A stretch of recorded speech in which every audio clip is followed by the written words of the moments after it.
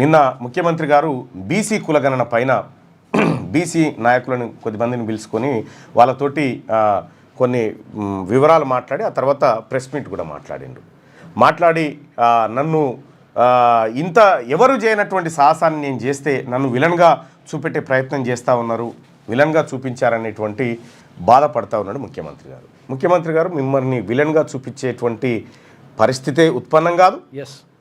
మీరు వాస్తవానికి స్వాతంత్రం వచ్చినప్పటి నుంచి ఇప్పటి వరకు ఏ ముఖ్యమంత్రి చేయనటువంటి కార్యక్రమాన్ని మొదలుపెట్టినారు. మంచి నిర్ణయం. ఆ విషయంలో బీసీలలో మీరు హీరోనే. ఎస్, నేనే చెప్పిన కొద్దిగా మీరు ఈ సర్వేని విజయవంతంగా దేశానికి ఆదర్శంగా తీర్చిదిద్దితే హెలికాప్టర్ తెచ్చి మీ ఇంటి మీద పూలు పోసిపోతామని చెప్పిన.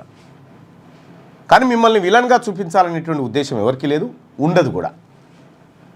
అయితే ఇక్కడ కుల సంఘాల నాయకులకు మన పార్టీ నాయకులకు అందరికీ చెప్తా ఉన్నారు ఏమని, సో ఎవరు చేయనటువంటి సాహసం మనం చేసింది యాక్యురేట్గా 100% కరెక్ట్ అనేటువంటి మాట చెప్తా ఉన్నారు.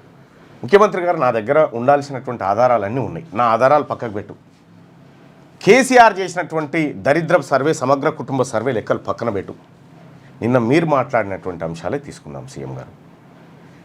ఇది నేను కాకపోతే రేపు పొద్దుగాల ఇంకొక నాయకుడు Bharatiya Janata party, BRS party, లేకపోతే ఇంకో పార్టీ రేపు రాహుల్ గాంధీ గారిని వేలెత్తి చూపించేటువంటి పరిస్థితి వస్తుంది.